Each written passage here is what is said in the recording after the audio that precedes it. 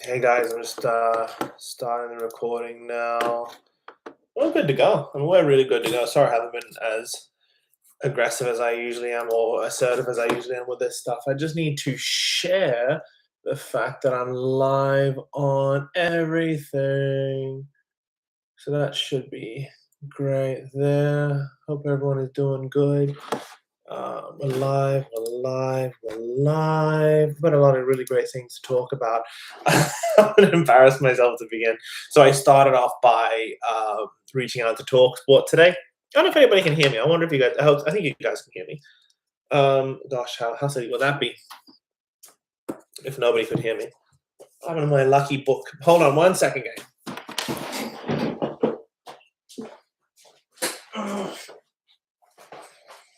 My lucky microphone. If you'd like to help and support the page, you can get me a new microphone. Let's do this here.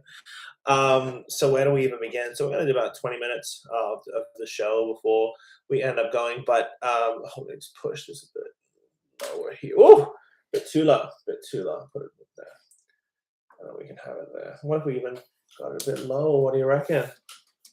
Hold on a second here. There we go. Much better. That's much nicer. Let's see how everything is going. And let's keep it comfortable on the show. So Mo Toure, I don't know if you guys saw that Mo Toure ended up scoring 2 goals in his last game, and I think he's just on fire. Let me know what you guys think about Mo Toure, because he is just doing absolutely phenomenal. And I think he could play in the Premier League. I mean, I know he could play in the Premier League, and I wanted to know what you guys think to begin with. If Mo Toure has what it takes to go far in the league. I personally think he does. Let's open it up right here. I actually have the actual story itself. Hey, Chill Guy, thank you for liking the live. Mo Toure 2, Derby County 1. Mo Toure made up from an early penalty miss by scoring yet another. So this is via Fox Sports. Breakout teen and massive Messi showdown. Aussie young guns stunning Premier League nod. Rue Radar. Thank you for the love, Chill Guy. Thank you so much. So Mohamed Toure's red-hot form has shown no signs of slowing down, with a thunderous goal on Wednesday morning as well as on the weekend, scoring his second hat-trick since joining Norwich in January.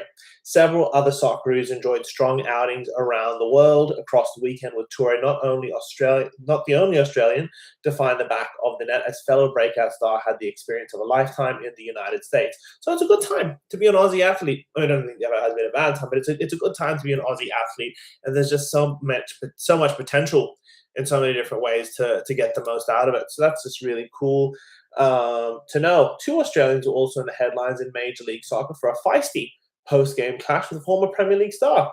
Meanwhile, a linchpin of Tony Popovich World Cup plans delivered a superb showing in Italy. United States. Despite Toure's heroics, we will start in MLS with Lucas Harrington talking on Lionel Messi.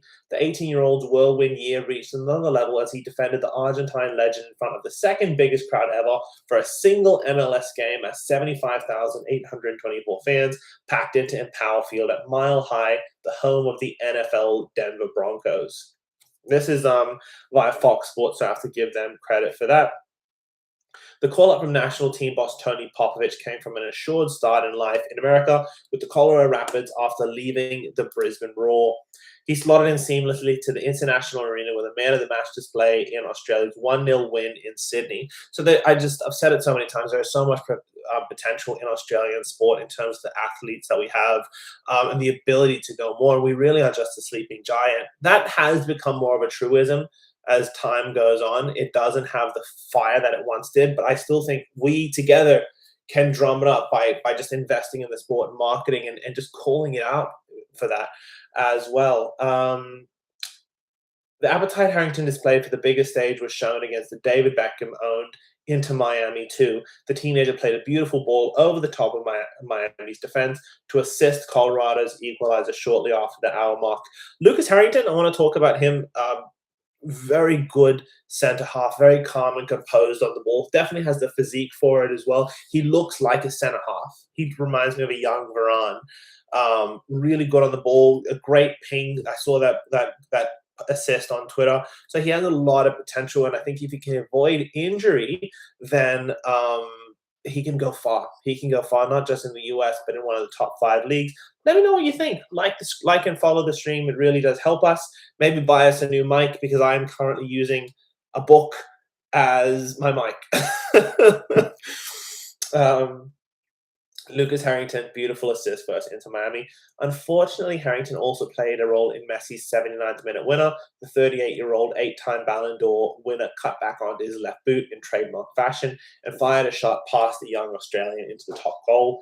The goal secured a 3-2 victory for Inter Miami and a brace for Messi. A former Arsenal player and Harrington's partner in central defence, Rob Holding, shared words of encouragement for the youngsters post-game. I said to Lucas, this 18-year-old lad playing against him, he's done that to Ramos, Van Dijk, like all these great defenders. That's what he does. That's who he is. So don't beat yourself up about it, Holding said. Rob Holding was a phenomenal centre half when he was for Arsenal as well. So he knows that situation.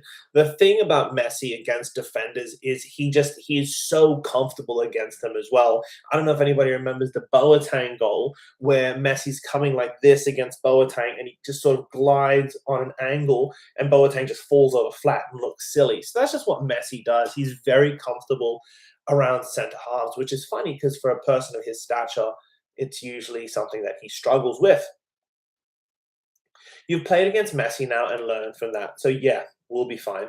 The big test will keep coming for Harrington, in Colorado's next 2 outings. We will need to mark Tottenham great Son Heung-min against Los Angeles FC before tackling World Cup Golden Boot winner Thomas Muller and the Vancouver Whitecaps.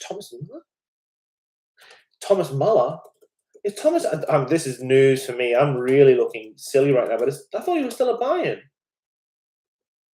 He has. I'm so stupid. He's left for Vancouver. Well, I mean, he's 36. I still thought he was at Bayern. Oh my goodness! Wow. He has fun fact: Thomas Muller owns these lovely horses back in his home country of Deutschland, of Germany. So he has these tremendously favorite. He's quite the stud lover. So it was important for me to come here, keep playing, keep developing. I thought this was the best place I could. Clearly, it was the best decision. I'm glad I made it, and I'm loving every minute so far. I want to keep doing me, keep working for my team. And that's what Harrington said. He's doing really well. And there's also a lot of financial benefits to being in the States as well. If you have a bit of money, you get more bang for your buck in terms of housing, in terms of business, economy, in terms of stocks. There's legal advantages as well. There's all sorts of reasons why the rich and the famous move to the United States, not just because of football, but just because there's tons of financial advantages. There's tons of legal advantages. There's tons of business advantages.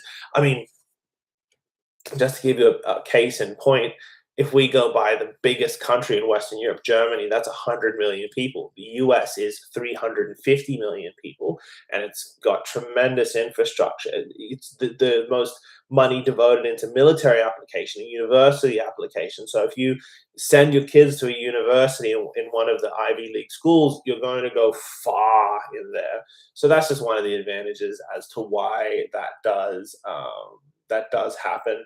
But I love Australia. Meanwhile, at New York City's field home of baseball, New York Mets, Socceroos duo Kai Trunwen and Aidan O'Neill clashed with former Crystal Palace winger Wilfried Zaha, who's always been a hothead. Tremendous player, Wilfried Zaha. I used to want to play like him when I was 25, and I used to do futsal. It was just excellent. Everything about Wilfried Zaha. He could have gone the distance. It is unclear what the exchange was about Zaha, but Zaha followed the Australians towards the tunnel, speaking towards Trevor the entire time. The 24-year-old had his arm against Zaha's chest at one point and pushed him away. Charlotte won the match 2-1 with Trevor playing 87 minutes, whilst O'Neill played the full match in defensive midfield. Patrick Yazbek, who also featured in Popovich's most recent Socceroos squad, came off the bench in the 67th minute of Nashville's 2-0 victory against Atlanta United FC. The win put Nashville 4 points clear on top of the MLS Eastern Conference.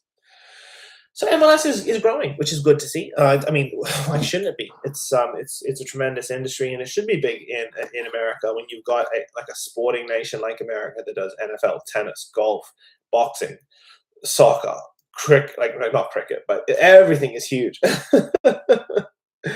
So everything about it is giant. Moving over to England, Mohamed Toure, the number 9 for the Socceroos, 24 minutes, second half hat trick in his first start since coming back from a calf injury. Led the way, I thought it was a hip injury, led the way for an Australian contingent in the English Championship on the weekend. He followed that up by scoring an absolute rocker for the opener in Norwich City's 2-1 at home to Derby County on Wednesday morning, Australian time. The only disappointment for Toure was that he could have had a brace, but his penalty early in the match was saved. With Toure, I wonder what's happening with Aussies right now in penalties because we're not doing the best right now. We're not the best. I mean, Kristic missed missed a penalty against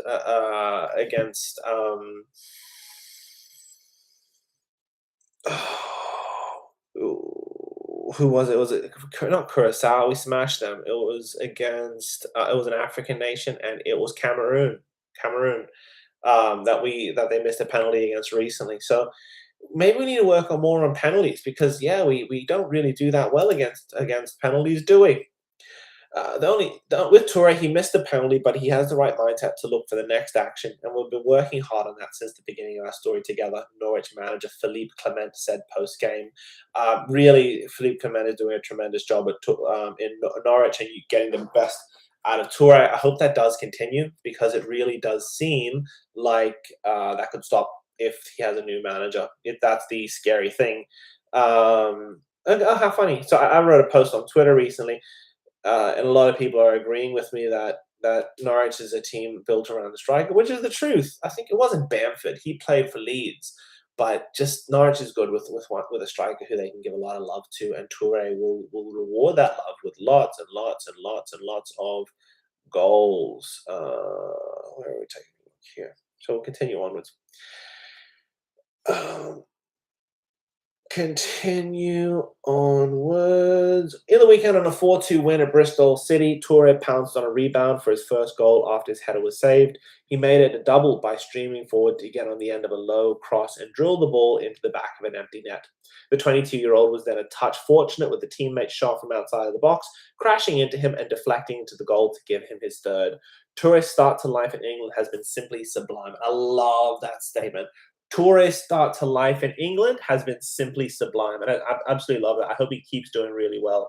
I think he's bulked up a little bit. I hope that's on purpose because he looks a bit stronger. He's quite a thin, or he was a thin athlete. Nothing wrong with that, but I think maybe his physio and the team around him are telling him you need to bulk up more, which is why he's a little bit more muscly.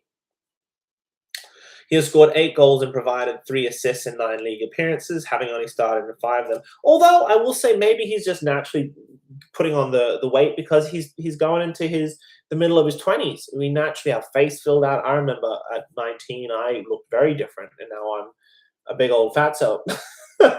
Hit the like if you've put on a bit of weight since you were 19.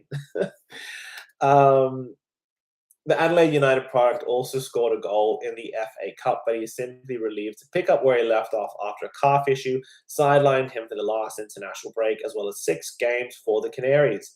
It was also frustrating and scary. I didn't know how I would come back with my form or if it would take a little bit longer to catch form, but I'm just happy to be back doing what I love, Toure said. I'm learning. I've picked up a lot of injuries in my career, especially early on in my career. I know I'm sounding like I played the game for 10 years, but I started very young. I was 15 when I played, and I've picked up a lot of injuries. And every day I'm learning my body and learning. And that's the sign of a really excellent athlete, is that you're going to get injuries and you learn to play with your body instead of against it. Gareth Bale. I remember watching a video, and Gareth Bale was said that he wouldn't train. He wouldn't do any of the calisthenics, so he had his own physio, he had everything himself, and he would spend most of his time with the massage therapist. And other guys would kind of laugh at him and be like, what a weirdo doing that sort of stuff. He would specifically have the massage therapist on his left leg constantly, just working on his left leg. And the other Spurs players were saying, "What's Gareth doing? Gareth Bale, he doesn't do any of that training with us. He simply sits there, and then he just has the physio. But then once the game actually started, when they did proper training together, he just whacked it, bang, bang, bang, into the back of the net.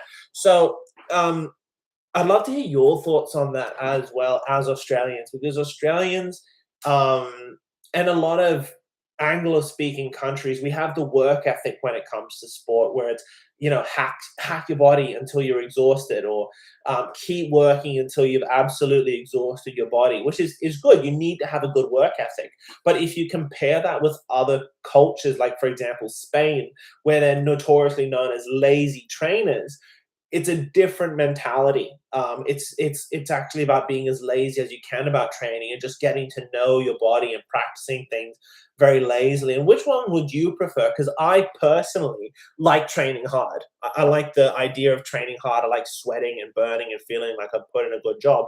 But when I did amateur football, the best guys I played with were like Argentinian guys who were very lazy in training. I don't think I saw them work at all, but they just took it easy. They practiced on their technique, and when training would happen, they had the strength, they had the technique, they had all of that stuff. So let me know what you think.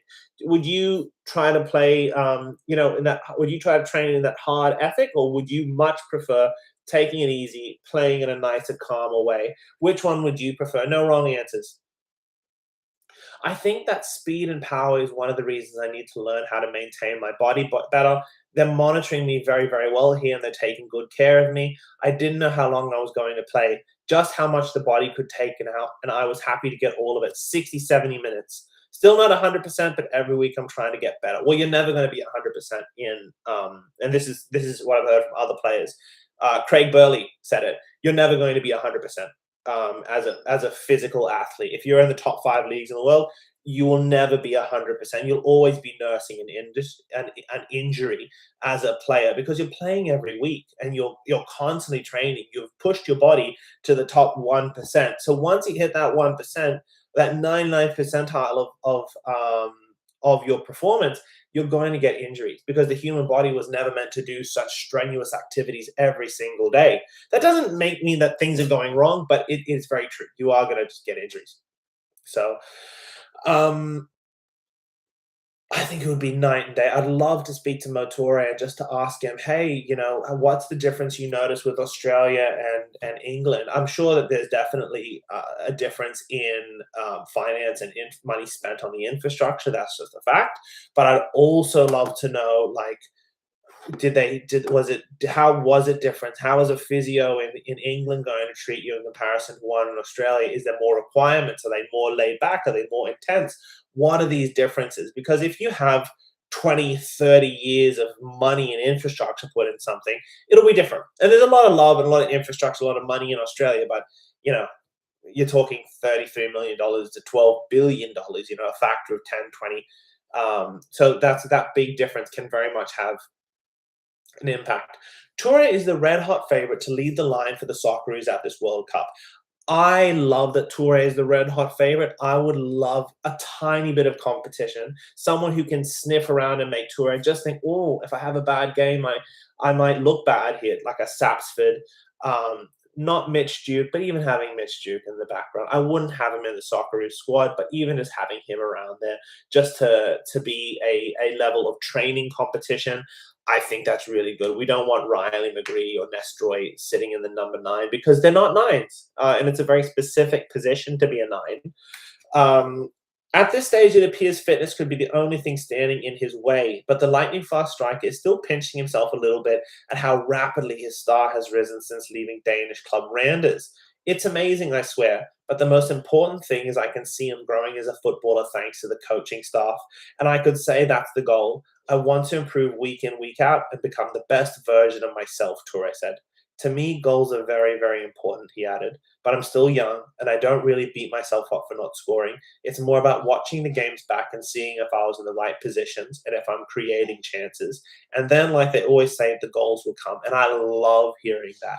I saw this I saw this video on StarCraft 2, which, if you don't know what it was, it's this very popular computer game, StarCraft 2. And in Korea and South Korea in particular, there's absolute heavy competition for StarCraft 2, where they have these big competitions and everybody's computer games together. Um, and they were asking the top StarCraft 2 guys, what is it about you that you believe makes you the best? And the StarCraft guys were saying that if they lose, they don't rage quit or cancel it, or they don't say, well, that's it, I'm going to leave. They'll actually watch the replay and see what they did wrong. And that's the sign of a true professional, is being able to swallow your pride and to actually invest in it emotionally and mentally. And that's really hard, because I hate losing. I hate losing. And that's the last thing I'd want to do after losing a match, is go and look at how I lost, because it's very bitter. But if you can get over that hump, you can learn so much. Defeat is an excellent teacher. A cruel one, but an excellent teacher. I speak to a lot of experienced strikers, and they tell me the same thing. Just focus on the basics and the goals will come later on. I'm just trying to build my foundation very strongly, and the goals will come, hopefully. Also in the championship, Touré's likely attacking partner Nestroy Irankunda played a full game for Watford in the 2-0 loss to Sheffield United. Now, Watford are a great club, but they have had problems for at least 20 years, probably even longer, with ownership and choices and the way things are made. They can often make some very poor decisions.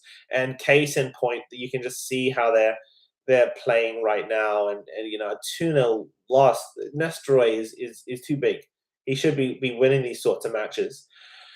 Let me know what you think about Nestroy or Mo Touré. I don't think Nestroy should ever be in a 2-0 loss to Sheffield United. All the respect in the world to Sheffield. However, should be happening. It was a third defeat in 5 winless outings for Watford, with Irankunda scoring the most recent goal 3 games ago against Charlton Athletic. The 22-year-old received mighty praise from Charlton boss Nathan Jones after that goal, where he whipped out his Michael Jackson celebration. He debuted in the Socceroos World Cup farewell 5-1 win against Curaçao. He has blistering pace, 2 touches, and bang, scores a goal. The Premier League has that type of clinical finishing, Jones said of Irankunda. He is a Premier League athlete. Some of these are Premier League technicians playing in the Championship. The Hornets also announced a nomination for the top 10 goals of the season, with Irankunda belonging to 4 of them. Every goal he has scored for the club. In the fight for promotion, Riley McGree missed 5th place Middlesbrough's 2-2 draw with 2nd place Ipswich Town after copping a knock in training on match eve. But Sammy Silvera, who missed the last Socceroos squad, came off the bench in the 83rd minute. Cameron Burgess played a full 90 minutes in Swansea's 2-1 loss to Southampton, while Harry Souttar, featuring Leicester City's matchday squad after more than a year on the sidelines, is just about the only positive to come from the Foxes. They are now in League One. They left the Championship and they're now going to League One. With the 3 games remaining, the fairy tale club who won the Premier League a decade ago are 8 points from safety. Cardiff City will not be facing Leicester in League One, as Alex Robertson's team secured automatic promotion with a 3-1 victory against Reading, taking them 11 points clear of 3rd place. Europe. After being called up to his first Socceroos squad in 2 years, Aouar Mobile has carried the momentum back with him to Spain. The 30-year-old winger assisted a goal to take the lead against, sealing a 3-1 victory, with a goal of his own against CD Castellón against Burgos. As a result, Mobile's team moved to 2nd on the La Liga 2 table and edged closer towards gaining promotion to the Spanish top flight. In Italy, Alessandro Saccardi produced a strong showing in Parma's 1-0 Serie A, a victory away at Udinese. The centre-back boasted the impressive stat sheet of 90% passing accuracy, 5 clearances, 2 tackles, 100% of his 4 duels won, and 0 times dribbled past. In Germany, Jackson Irvine and Conor Metcalf continue to fight for survival in the Bundesliga with St. Pauli. Irvine played the full match in the midfield, while Metcalf came off the bench in the 78th minute as they drew 1-1 with FC Köln. St. Pauli now sits in 16th in a relegation playoff spot with 4 matches remaining. They are 5 points and goal difference from the 4 teams above them, who all sit on 31 points. If they remain 16th, St. Pauli will play a 2-leg contest against 3rd place in the 2nd tier for a spot in the top division next season. Almost certain to be promoted from Bundesliga is table-topping Schalke, who debuted 18-year-old Australian Dylan Leonard on the weekend. Schalke, big club. The centre-back turned defensive midfielder has not yet made his international debut and joined the German club from Western Sydney. Hey, Ben, how you doing? He has made to wait 8 months for his debut after sustaining a serious ankle injury in the season. Thanks again for the like, Chill. His moment came, however, at an 81st minute substitute in a 4-1 win over SC Prusen Munster in front of more than 62,000 home fans. We were able to reward him today, Schalke boss Miran Muslik told Waz. Today was one of those moments. In Austria, we say it was a little something for the extra player. We rewarded him for his good performances in training. Don't forget to like and subscribe and all that fun stuff, guys. Always a lot of fun. Always a lot of fun. The Latin was on a good path, but then he suffered a serious injury. He has had a tough time. But he had a good rehabilitation and he's back in full training for a few weeks now. Jacob Italiano played another full game for Grazer AK in a 1-1 draw with SV Ried in Group B of the Austrian Bundesliga. In Denmark, goalkeeper Paul Izzo was in between the stick for Randers, 3-1 loss to Odense Boldklub.